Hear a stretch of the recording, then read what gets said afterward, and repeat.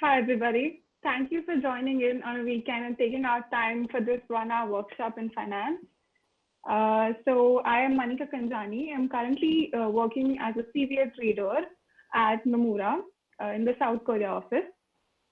I had received this opportunity through my PS2 and by securing a PPO in the Mumbai office. And they extended this opportunity further by giving me the option to relocate to South Korea office. The team remains the same, but the work becomes very close to front office. I've done 3 degrees from BITSian, which is mathematics, chemical, and a minors in finance. So today we'll be talking about 3 things in particular. Abhigya, can you move to the next slide? Yes. So the agenda for today would be 3 topics in particular, which is introduction to investment banking. So a lot of people get confused between investment banking division and investment bank as a whole. So investment banking division is one part of an IB, which is the investment bank, and it consists of M&A and underwriting, which is issuing bonds and debt, and also equity in shares. So that is an IBD division, but investment bank has a whole lot of other divisions as well, including sales and trading and so many more. So we'll be talking about those. The second segment would be how to make the most of your finance PS2. And the third would be introduction to derivatives market and how we traders use these derivatives, which you learn in DRM, basically IRS, CDS, and others in real life applications. So let's move forward. Yes. So investment bank, how does it work? So there are a couple of investors, right, who have a lot of money in the world and they want to invest somewhere. They're looking for these opportunities of where do they invest their money. So what do? They go to these institutions which consider us of the buy side. And what does corporates do? Corporates are basically the companies who are in need of money to facilitate and function their respective businesses. It could be a large airlines company, or it could be a big corporation like a telecom company. They are in need of funds, right? So how can they raise their funds? In 2 ways, either by issuing debt, which is through bonds, or by issuing equity, which is in the form of shares. So they issue these bonds and shares, and the investors who have extra money and they want to invest somewhere, they give their capital to these corporates. So what does investment bank does? They have contacts on both sides. The sell side would be the investment banks and the buy side would be the institutions. So they have contacts on both the sides. So they help into facilitating these transactions of bonds and shares and the capital with the institutions to the corporate. So this way it's like a win-win situation for both. So how do investment banks earn money? They charge both the sides and hence they earn, of course, a lot of money, right? So yeah, we can move on. Yeah. So this is basically a division of how IBD works, as I was talking before. So one side of an IBD is an M&A advisory section. The other is the underwriting. So M&A advisory. M&A stands for mergers and acquisitions. So this is one section of an IBD. What do they do? Mergers would be something like Vodafone or Idea did. They merge together. An investment bank would help facilitate this merger. They would draw up contracts. They would do business valuations. They would calculate the enterprise value and so many more things. And they will see how these mergers can be well suited for both the companies. What will be the before and after valuations of the existing companies? And they assist in negotiating and they structure this merger. Similarly, it works for an acquisition. Acquisition would be company A absorbing company B. So company A would have all the rights of company B. So how will it work? Underwriting, on the other hand, would be raising capital through selling stocks or bonds, which would be an IPO, as we know, which is an initial public offering. So only after the primary market, which is the IPO, is done, then these shares or the debt moves onto the secondary market, where it's traded on the equity, where it's traded on the OTC platform. And the derivatives and all these IRS, CDS, or the equity all this can be done only after an IPO is done. So who helps to facilitate this IPO? It's an investment bank. So that's what the IBD division does. Moving on. Yes.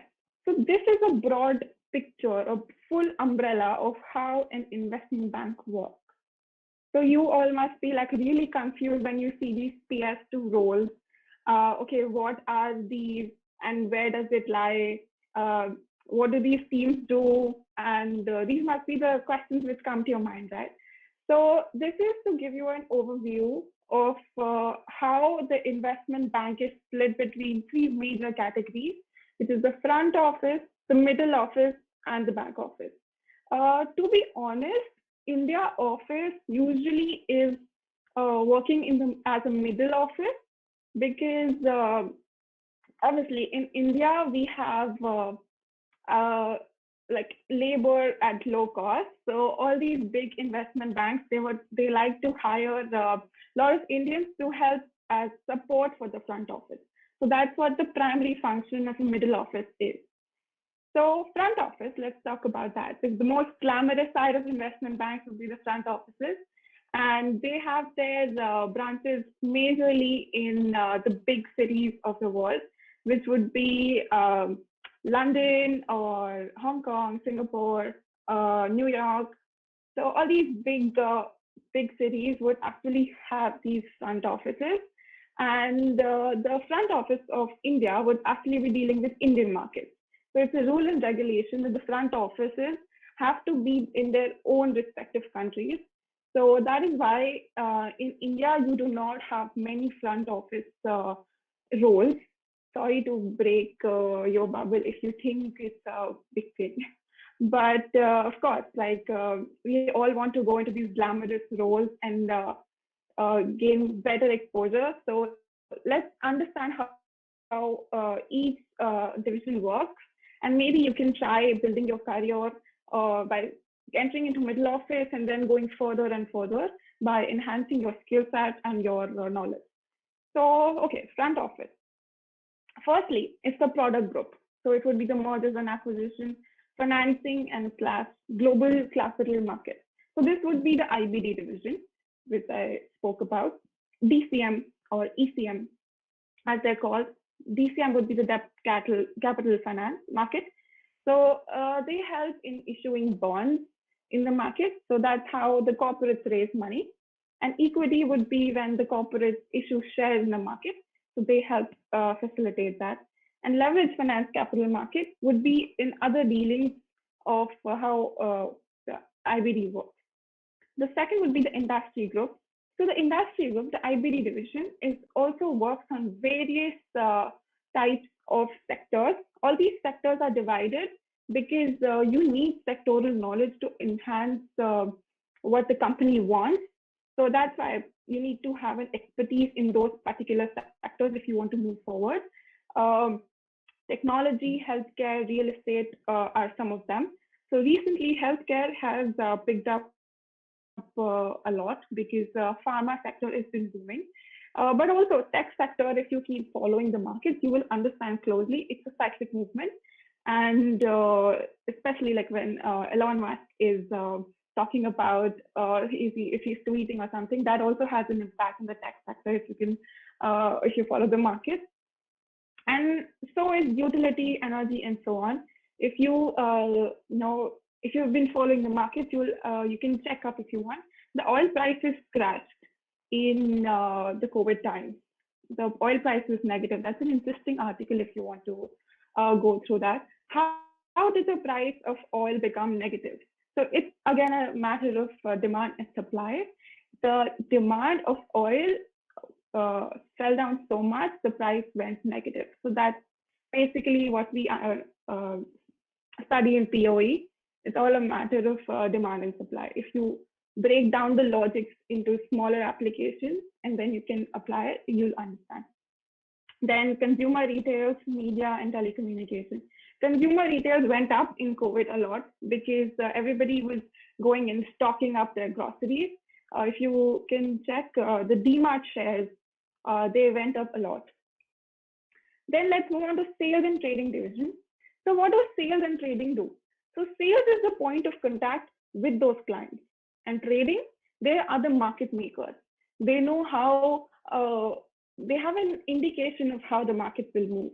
So they keep charging these bid offer costs on all their deals, and they make the market. They trade with the traders, they trade with the corporates, and they facilitate the trading. So now how it is segregated would be equity, fixed income, and derivatives. So equity are the shares, as we all know, and fixed income would be the debt, and derivatives would be what you study in DRM, IRS, CDS, and CCS, FX forward, FX options, and so on. So those would be the derivatives. So when I'm talking about derivatives, I would like to deep dive into further categories here.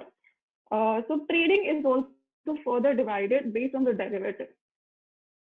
So so what I'm telling you here is most like an umbrella of how the teams function. But if you deep dive and you want to understand what teams there are, so you will find that they are based on the sectors.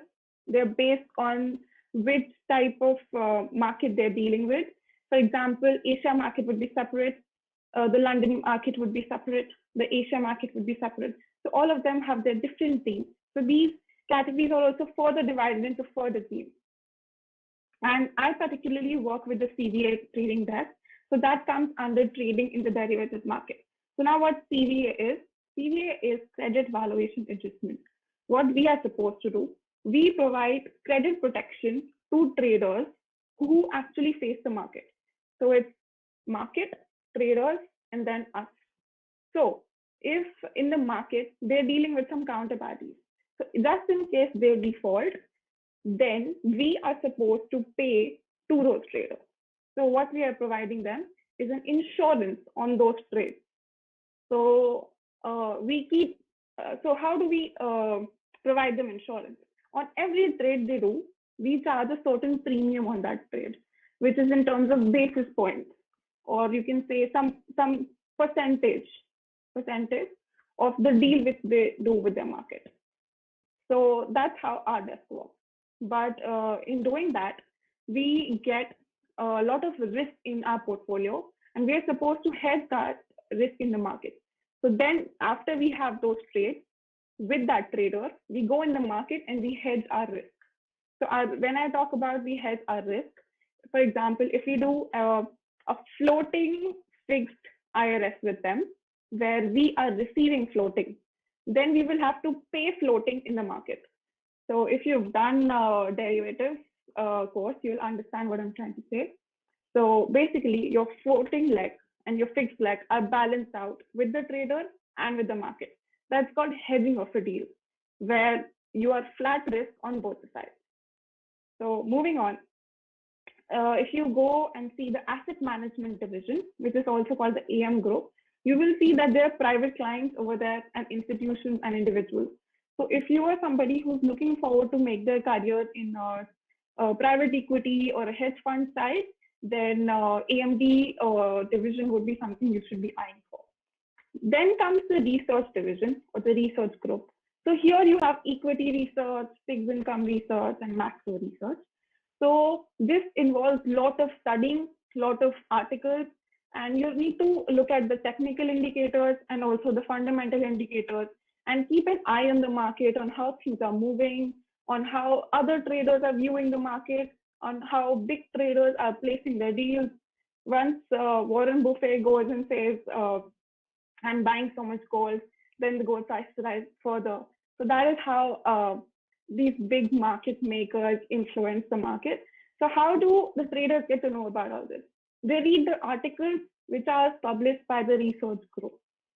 So these research group keep working on these articles and keep publishing them, and they are meant for all the traders. So the traders can view those and base their trading strategies on those particular articles, which the research group has been preparing and sending to the team. Then moving on, middle office.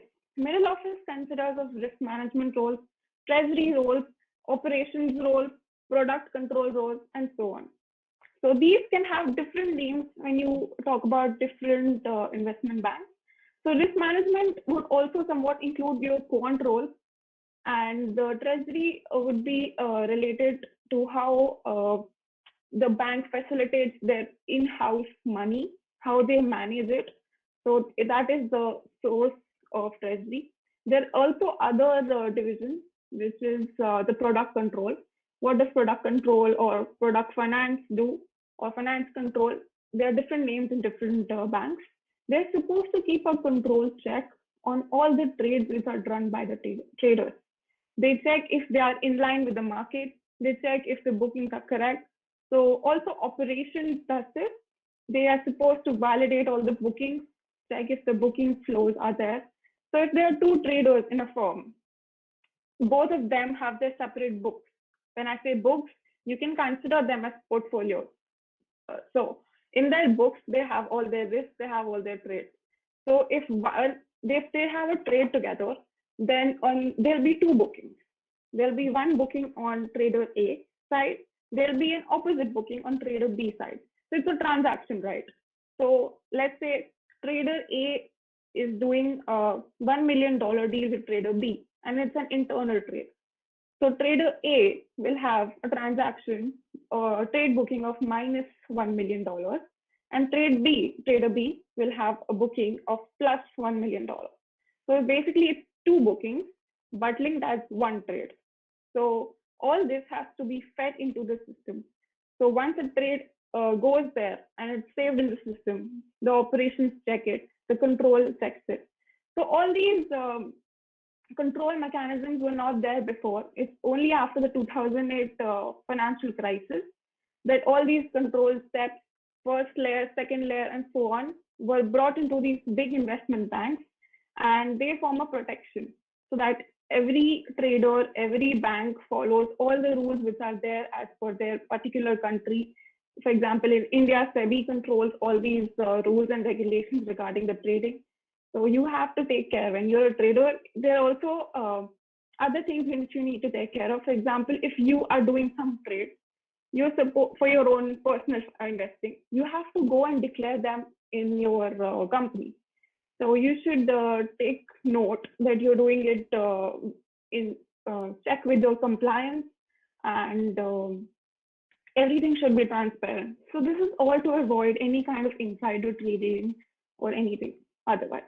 But to be honest, taking out time to do your personal investing when you're working in an investment bank is very tough. Of course, you learn a lot of things, but managing your time is another thing. So the next would be the back office. The back office would include all accounting, IT, human resources, compliance, CMBD, and sometimes operations also in some of the banks is considered as back office. So yes, that's mostly an overview of how an investment bank works. So yeah, these are some useful links regarding to the materials I covered. There's a course on Corporate Finance Institute website, CFI. You can go check it out if you want to understand the investment banking details in further. Yeah, so let's now move on to how to make the most of your finance PS. This is the most, I think, hot topic. A lot of juniors reach out to their seniors asking, Bhaiya ye kaise kiya, Didi ye kaise kiya, please batao, like how to get a PPO or something like that. So when it comes to a finance PS, sometimes you might not be allotted something you're looking for, but that's okay. Go ahead and sometimes just take the opportunity. You don't know what you will get before. So what had happened in my case was I'm a dualite, and I got into Nomura in product control. And when I got into product control, I was doing a lot of work. I was understanding things, but I somewhat realized that maybe I can do something more. So what I did, I went out to my manager and I asked him that, and I was very confident and clear from the start that I want a job. I was very persistent on it. So I asked him clearly, like, are there opportunities? Are there vacancies? And only if there are vacancies in your team, irrespective of how good you are, only if there are vacancies, you can land into a PPO. So please make sure right from the start and go talk to your manager.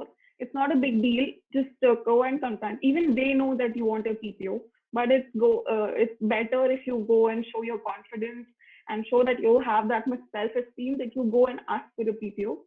So make sure you have that clarity right from the start. If it's a no, then it's okay to look outside. Actually, it's not okay. It's very important that you keep your options open. You not only work in towards your placement, but you also keep thinking, okay, what do I do next? So it happened that the global markets division in Nomura, they had a vacancy. The other intern was leaving for the second semester. I found that out and I reached to my manager, and I also reached to the manager of that new team. And they did an interview, and I switched in my second semester.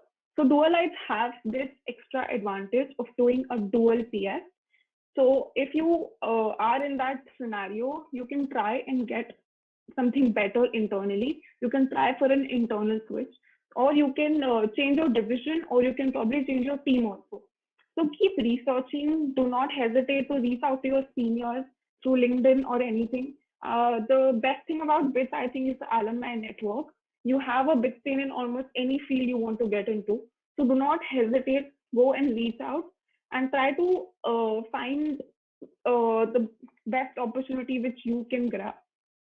So I got into the team, and when it came to the final PPO time, then I kept asking for the PPO. I was very clear that I want a job, and then I not only got a offer from my second team, but I also got an offer from my first team. So I was very clear and confident right from the start that I want to work in Nomura. I want a job, and that's why I was able to do that. The second thing was how I came here. So there was, when it came to a job, there was also an opportunity in the Korea office in my same team. My team was expanding to Korea, and they wanted somebody who has some sort of experience, but is also young and ambitious and who is willing to relocate. So they gave me a training for about 3 to 4 months, right from August to October. I was trained rigorously. I was working for 16 hours. So also another thing, you should not hesitate in putting those long hours. Like some people just come and ask, okay, like this is this role, this is that role. But I see there are a lot of working hours. Will I be able to do? It's okay. Like you are at your prime right now. So do not hesitate to work extra or put in those extra hours to gain something. What we study in college is what we study there, but it need not be very applicable to your current role, because the teams, what they do, the work they do is very niche, is very much detailed and in-depth. So there are a lot of concepts that you're there to learn on the desk. But also on the other hand, do not feel overwhelmed. Feel free to reach out to your managers. I know like work from home can be challenging, but I'm sure like all your managers, all your teammates would be very much happy to help you out. So yeah, so how to make the most of your finance PS. So once you've got it, let's say you like it. So how to make the most of it? So firstly, the desk concept. So you need to understand each and every detail. Go and talk about everybody. Go and talk to everybody and find out what they do. Like, okay, if it might be work from home scenario, you can call them, you can schedule a WebEx, you can schedule video calls, and try to understand their work and try to make the most of what you're doing right now. If by chance there's not enough work, which happens in a few scenarios, it's okay. Try to do some projects. Ask them, okay, like, is there any analysis I can do for you? Is there any automation I can do for you? Anything which I can help you out on? Even if there is not, but if you reach out, I'm sure somebody will definitely give you that work you want. Third, work from home. Is it a boon or a bane? So, yeah, work from home can be challenging. I agree. You might not get that one-on-one time with your manager. People might be busy, etc. But also, it is a time where you are actually not going to office, so you're saving a lot of commute time. You're saving those extra lunch hours or something. So you can try and do something extra. So you can work on your projects which are there on your PS, but you can also, like, for example, prepare for some finance exams like CFA, FRM or something. at least CFA level 1 you can give before you graduate. Level 2 you can give only after you graduate. So CFA level 1 is something you can target. Then, or if you're totally not interested in finance, you just took it just to explore, then you can probably give your extra hours into working for some competitive exams like CAT, GRE, GMAT, etc. Because also it's a good time to do it in your PS before your placement, because it not only helps you with cracking that exam, it also helps in the aptitude section. So that is something you can definitely take a look into. So yeah, other than these, what should you aim when you're doing a PS? You should not only aim the technical skills, but also the soft skills. Technical skills everybody knows about. I want to emphasize more on the soft skills. So your communication skills, your EQ.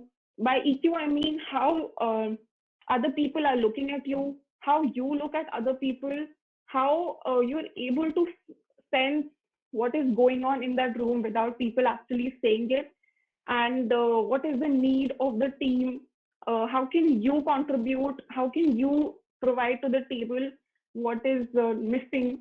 So that is when that is the EQ you should be looking to develop. And also personality development, having that self-esteem, because when we are in BITS, we are like just doing our thing, and we are in a comfort zone. But when you go out in a PS, when you enter that corporate world, there are so many extra things you need to learn about: your self-grooming, how you carry yourself, and how confidently you put out your thoughts, how you get your work done out of somebody. So all of these things are important. So it's, and also my boss told me one day that your self-esteem and your confidence sometimes supersedes your talent. So that is something which we should take a note on. It's not only your talent, it's not only your knowledge, but sometimes it's the confidence which takes you places. Yes. How to get a PPO? Dual lights versus single lights. Yes, single lights have a hard time getting a PPO. That I agree with. So you can choose accordingly and see if placements are more important to you, or if your PS is more important to you, and how has the PS and the PPO trend been in the past. Feel free to reach out to your seniors, reach out to your managers, and also keep looking outside. Don't hesitate in reaching out to BITS alumni and asking for referrals. I remember when it was close to PPO time, we had to wait for 4 months. We had to extend our internship beyond actual time from June to August, because at that time it was COVID going on and everybody was losing their jobs where we were asking for jobs. So we were asked to extend our internship by 1 or 2 months. And at that time, we had no security of a PPO. So in that 1 to 2 months, I made sure I reached out to all the alumni I know in the investment banking section.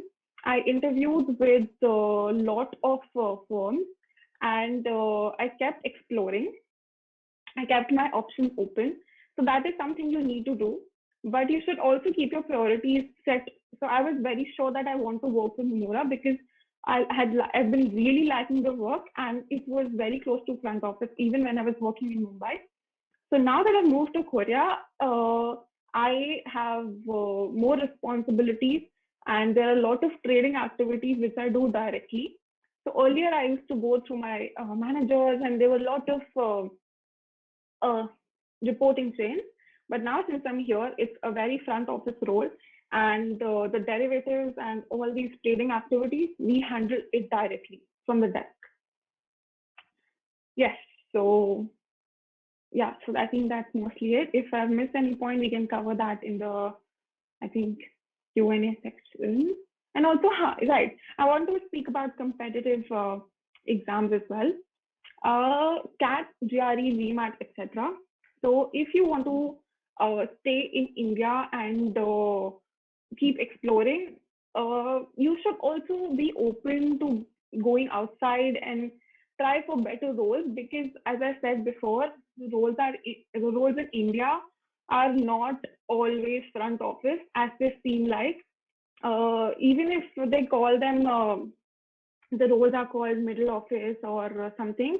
They might not be, they might be actually back office roles, since most of the roles in India which are there are supporting roles of other desks.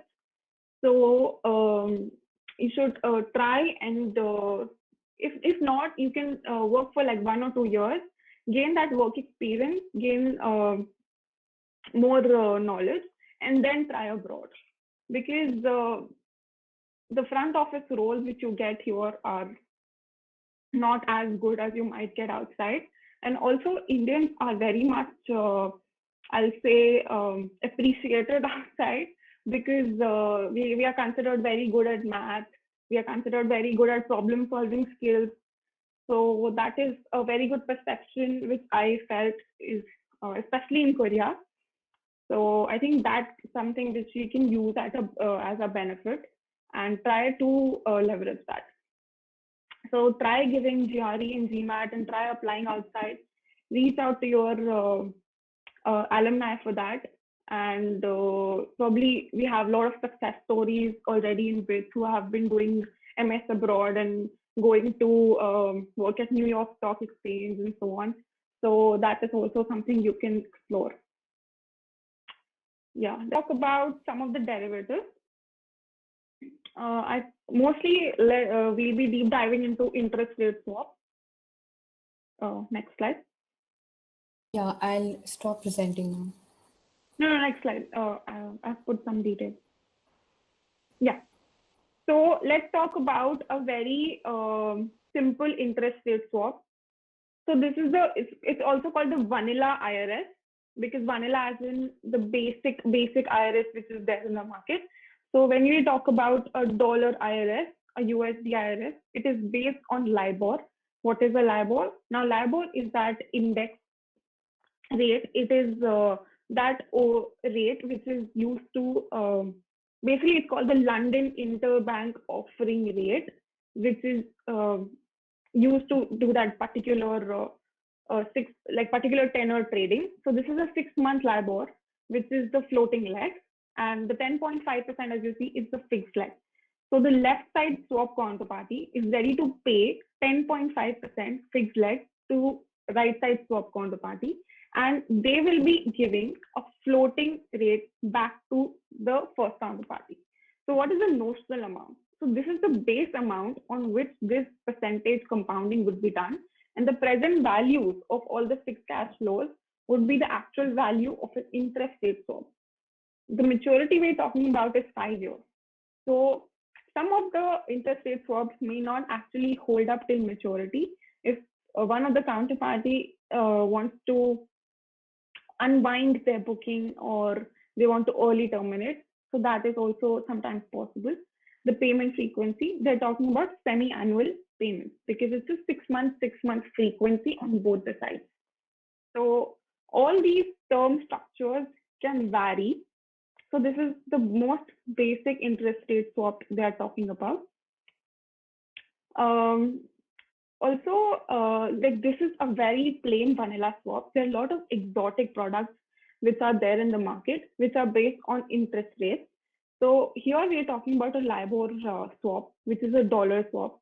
So if we change one side, the currency on one side, then it will become a cross-currency swap. Then currently we only have if you know about Greeks, there are a lot of Greeks which are there. You must be familiar with FX option Greeks or any option Greeks, which are primarily delta, gamma, rho. So when we talk about an interest rate swap, the main risk, the main Greek would be an IR delta, which is your interest rate delta. When we talk about an FX forward, the main Greek will be FX delta. But when we talk about an FX option, there will be multiple Greeks, like interest, like it will be FX delta, then it will be gamma. Gamma is a second order risk. Then there'll be theta, because there'll be time decay, and so on. There's also, if you like DRM, you should also try to do FRAM, which I'm not sure if it's offered in all the campuses, but you should definitely try and get your hands on FRAM if you are into DRM. Yes. So basically, a swap, which they call, is an OTC derivative. OTC stands for over the counter. So which involves cash payment on both the sides, and there's an exchange on agreed amount. That agreed amount becomes your notional, and it's there for a fixed time. So in this case, it would be 5 years. And both of these are called the payment legs. So this is a fixed floating interest rate swap. There can be multiple types. Both sides, it could be fixed and fixed, or it could be floating and floating, fixed and floating, or floating and fixed, and so on. And if you change one of the sides, it could be across to another currency. It will then become a cross currency swap. So since most of you are still doing the course or not done it, I will not deep dive into further exotic swaps like an amortizing swap or a cancelable swap or a CMS swap or a quanto swap. If somebody is interested, then we can probably discuss it in the post session. You can reach me out. Then if you want, we can discuss it together. So yeah, so there's one of the strategies I would like to talk about.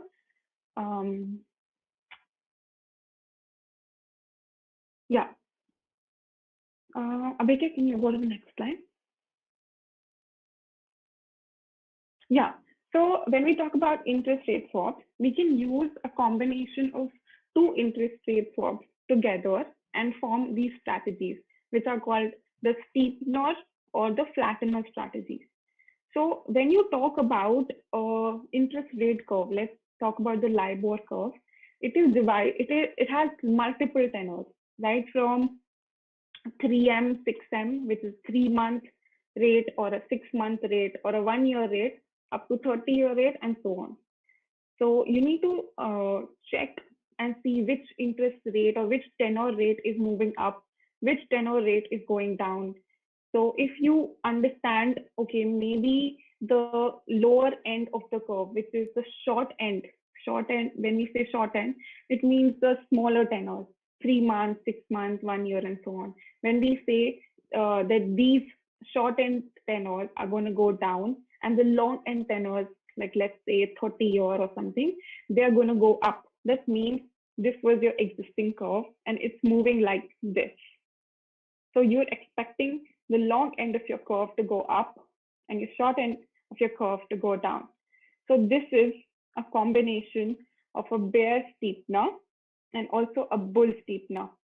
So in this case, you will be going long on the long end because you want it to go up, and you'll be going short on the short end.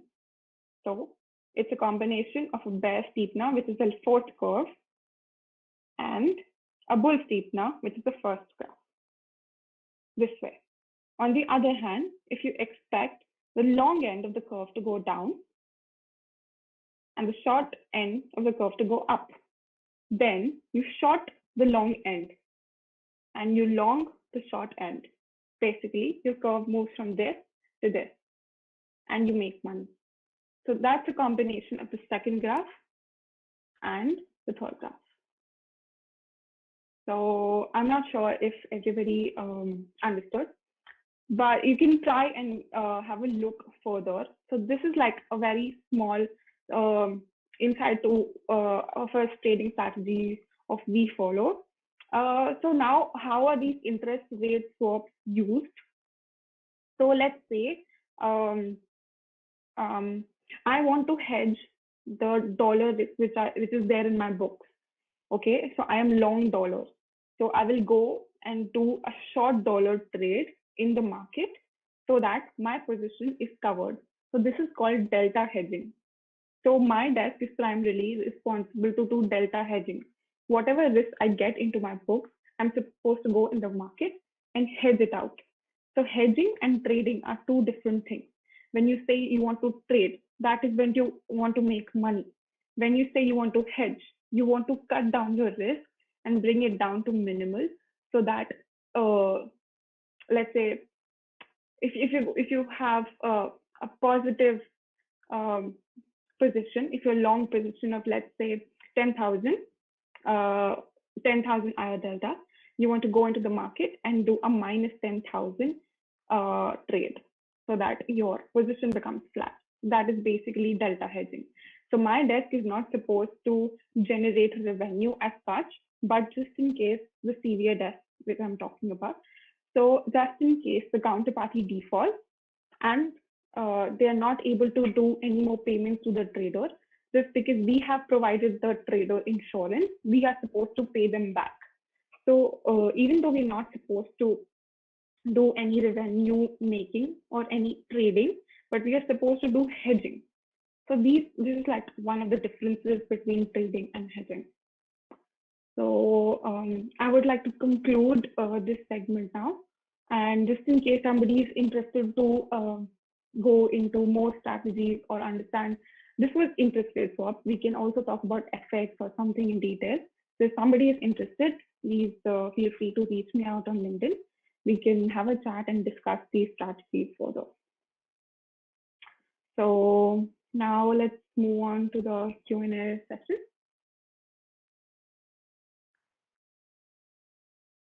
Yes. Okay. Is it often said that work-life balance in finance jobs is non-existent? What is your take on it? Is it really that bad, or what we hear around is an exaggerated account of the same?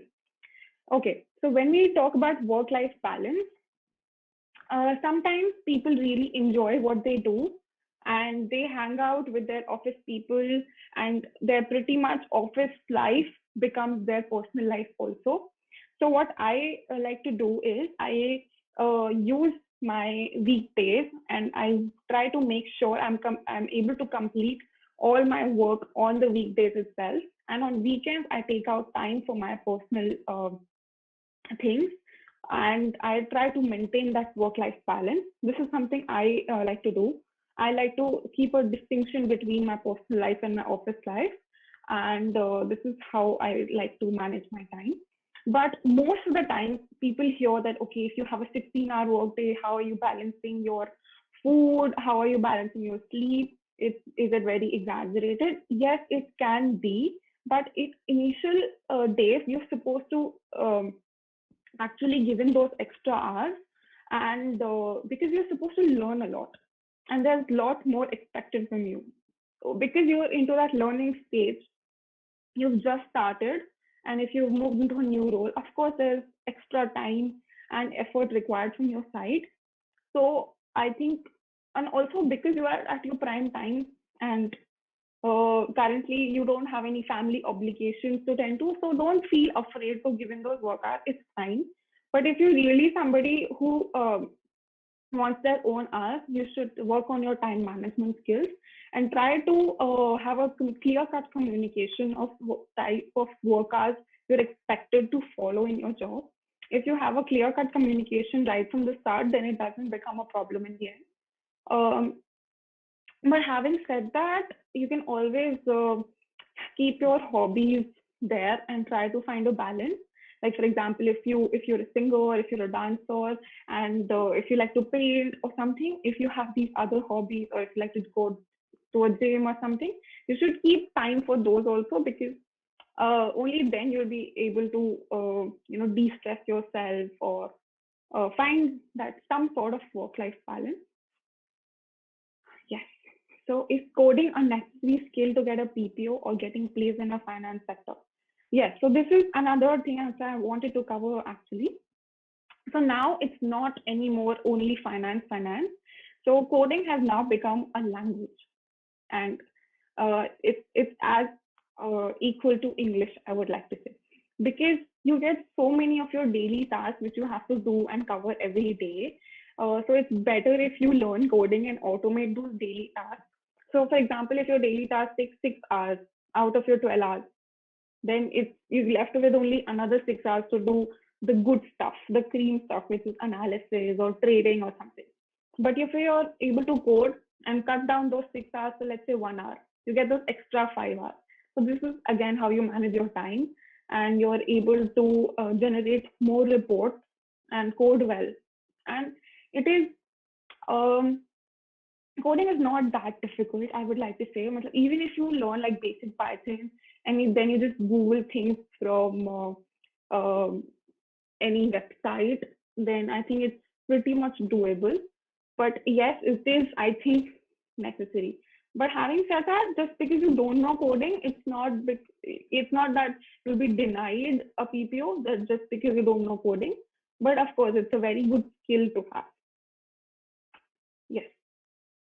Are there specific subjects that Nomura prefers in PS2 allotment apart from offshoot? Some seniors mentioned that DRM's individual grade matters for Nomura. It is not particularly course based, but of course, like if you have done DRM, it would be better because derivatives are very much focused upon.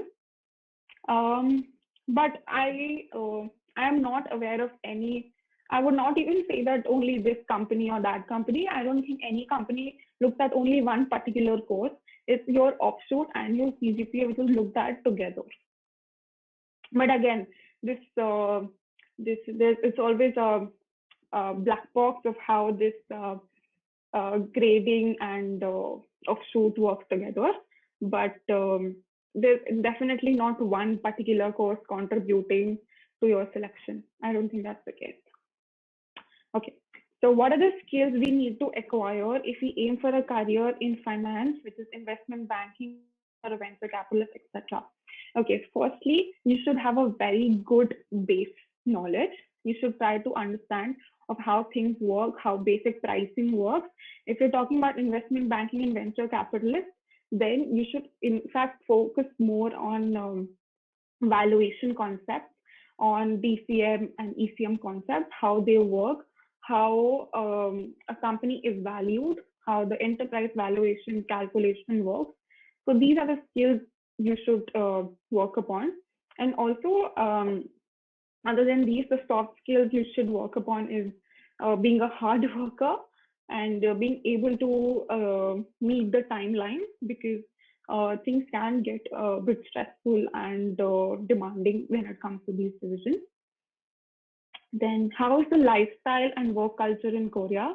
How different is it what you experience in India? Okay, when we talk about the lifestyle, okay, this is a very different question. Okay, lifestyle and work culture, both of them I think are better than India. And it could also be a very biased opinion only of mine, but what I see in Korea, the strength of the office is very less as compared to India, because in India most of the support staff is there, hence they have very big number of employees. But here in Korea they have very less employees. So basically everybody knows everyone. So there is like even if something is going on in, let's say, one end of the office, everybody gets to know about it, which is actually good also, because if you're working on a new project or something, there is much more appreciation because everybody is actually noting your points. And when we talk about work culture, it's actually better because people have strict timelines they adhere to, and it's not like you're stretched till day end.